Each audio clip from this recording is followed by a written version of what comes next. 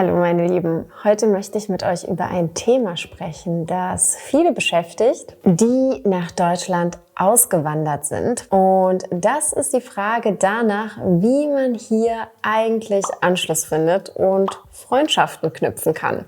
Also Anschluss finden bedeutet, in Kontakt mit anderen Menschen zu treten, wenn man zum Beispiel in ein neues Land oder eine neue Stadt gezogen ist. Und wir sagen tatsächlich Freundschaften knüpfen oder Freundschaften schließen, anstatt Freundschaften machen.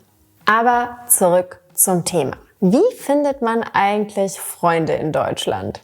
Ich habe immer so 2 bis 3 Standardtipps parat, aber ich dachte mir, dass ich damit wahrscheinlich kein komplettes Video füllen kann. Also habe ich ChatGPT zu Rate gezogen und mir gedacht, vielleicht bekommen wir da ein paar wertvolle Tipps. Und so viel kann ich sagen, die Antworten waren interessant. Also, hier ist mein Notebook mit allen Antworten von ChatGPT und ich werde sie euch jetzt vorlesen und euch meine ehrliche Meinung bzw. Einschätzung dazu geben. Sind die Tipps sinnvoll und umsetzbar vor allen Dingen oder nicht? Also, los geht's! Ich habe Folgendes geschrieben.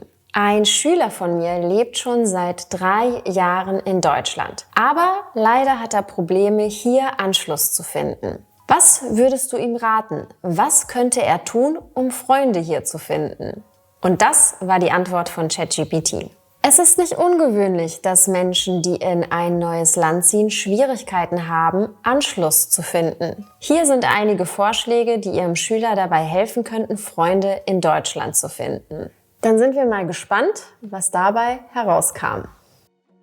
Also, der erste Tipp war Tandempartner. ChatGPT schlägt vor, dass man einen Tandempartner oder eine Tandempartnerin sucht. Also jemanden, der Deutsch spricht und zum Beispiel deine Muttersprache lernen möchte.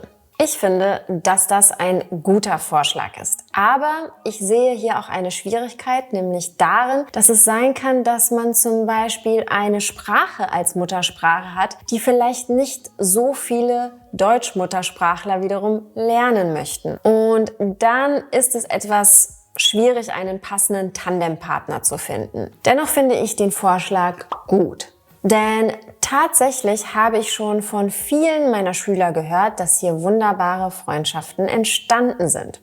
Und auch ich persönlich schlage auch immer vor, sich, wenn möglich, einen Tandempartner zu suchen.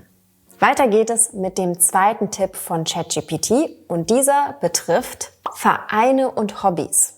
ChatGPT schreibt, Deutschland ist bekannt für seine vielen Vereine, in Klammern Vereinskultur. Und es wird empfohlen, einem Verein beizutreten, der den Interessen ihres Schülers entspricht, wie zum Beispiel Sportvereine, Musikgruppen, Kunstvereine, Wandergruppen oder Buchclubs.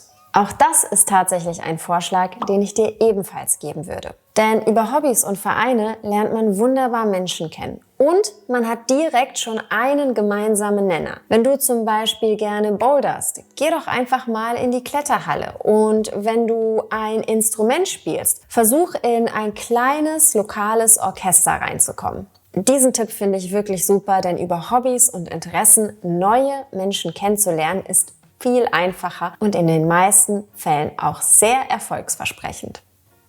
Der nächste Vorschlag, der von ChatGPT kam bzw. kommt, ist etwas, worauf ich tatsächlich nicht gekommen wäre. Und zwar Freiwilligenarbeit. Nach Auffassung der KI ist sich freiwillig zu engagieren eine hervorragende Möglichkeit, die Gemeinschaft kennenzulernen und gleichzeitig Gutes zu tun. Ob in sozialen Einrichtungen, Tierheimen oder bei Umweltprojekten, es gibt viele Bereiche, in denen man sich einbringen kann.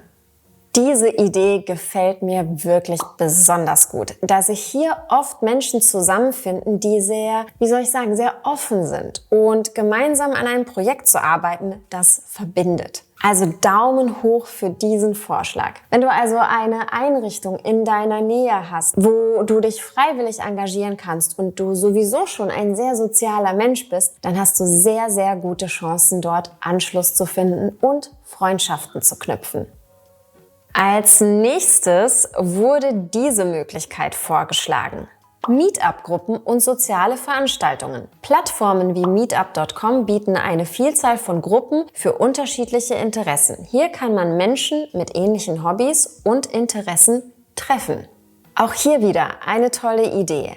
Einige meiner Follower haben Meetup auch schon benutzt und viele positive Erfahrungen sammeln können damit. In vielen Städten gibt es übrigens auch sogenannte Sprachcafés, wo sich viele Menschen unterschiedlicher Herkunft, aber auch Deutsche treffen und sich austauschen. Dort kann man übrigens auch nach Tandems suchen, falls du dich gefragt hast, wo man ein Tandem findet. Aber Meetup zu nutzen ist sicherlich sinnvoll, also Daumen hoch auch für diesen Vorschlag. Der nächste Vorschlag von ChatGPT ist die Teilnahme an lokalen Veranstaltungen und Festen. ChatGPT sagt, in Deutschland gibt es zahlreiche kulturelle und lokale Feste. Die Teilnahme an solchen Veranstaltungen kann eine gute Möglichkeit sein, die Kultur zu erleben und mit Einheimischen in Kontakt zu kommen. Das wird für diejenigen, die etwas schüchtern sind, natürlich schwierig sein. Und auch ich finde so etwas nicht einfach. Obwohl ich mir in der Vergangenheit antrainiert habe, auf Menschen zuzugehen, trotz dass ich auch eher introvertiert war, finde ich es irgendwie selbst unangenehm, alleine auf ein Fest oder eine Veranstaltung zu gehen, wo man niemanden kennt, weil man oft wirklich nicht weiß, mit wem man reden soll. Und dann ist es oft so, dass man einfach in der Ecke herumsteht und sich noch einsamer fühlt. Aber wenn man ein offener und kommunikativer Mensch ist und keine Angst vor sozialen Kontakten hat, dann kann das durchaus funktionieren. Ich persönlich bin aber nicht der Typ dafür und kann mir vorstellen, dass es vielen von euch auch ähnlich geht. Für mich daher eher ein Daumen herunter, um ehrlich zu sein. Die nächste Idee, die ChatGPT hatte, sind Online-Communities und soziale Medien zu nutzen. Hier steht, es gibt viele Online-Communities und Gruppen auf sozialen Medien, in denen sich Neuankömmlinge in Deutschland vernetzen können. Hier kann man auch nach lokalen Veranstaltungen oder Meetups suchen. Meiner Ansicht nach könnte hier folgendes Problem entstehen. Viele von euch suchen ja Kontakte zu Deutsch-Muttersprachlern und bei solchen Veranstaltungen von Neuankömmlingen trifft man vermutlich nicht so viele Deutsche. Wenn du aber sagst, dass du einfach nur Freunde finden möchtest, egal woher sie kommen, dann ist das auch eine tolle Möglichkeit. Wie gesagt, es kommt hier einfach auf deine persönlichen Ziele und deine Präferenzen an. Möchtest du generell Freundschaften schließen oder suchst du wirklich explizit Kontakt zu Deutsch-Muttersprachlern?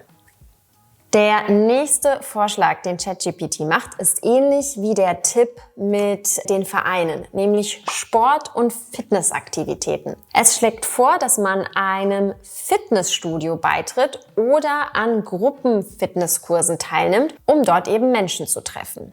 Auch hier finde ich den Vorschlag sinnvoll, weil der Fokus dann nicht auf einem selbst liegt, sondern eben auf einer Sache, einem Hobby oder einer Routine, die man miteinander teilt. Und so wird einem auch die Angst davor genommen, mit anderen Menschen in Kontakt zu treten. Denn man hat gleich ausreichend Gesprächsstoff. Der letzte Rat, den ChatGPT gibt, ist, an Aktivitäten und Gruppenangeboten an der Universität oder Bildungseinrichtungen teilzunehmen. Wenn du also studierst, hast du es ein bisschen einfacher. Für diejenigen, die aber schon im Berufsleben stehen oder vielleicht sogar Hausfrau oder Mutter oder arbeitssuchend sind, ist das nicht ganz so einfach.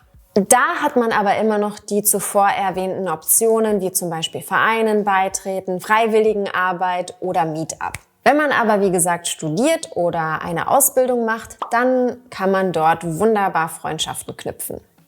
Und zum Schluss würde ich noch eine Sache hinzufügen und das mache ich nicht, weil ich Deutschlehrerin bin, sondern weil ich selbst die Erfahrung gemacht habe. Es ist ein ganz, ganz großer Pluspunkt, die deutsche Sprache zu beherrschen.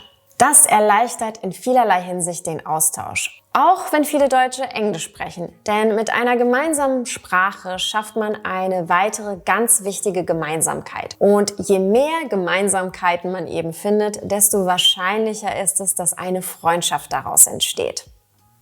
Zum Schluss sagt ChatGPT auch noch, und das hätte ich selbst nicht besser formulieren können, Freundschaften zu schließen kann Zeit brauchen, aber durch aktive Teilnahme an der Gemeinschaft und das Ausprobieren neuer Aktivitäten kann man wertvolle Beziehungen knüpfen.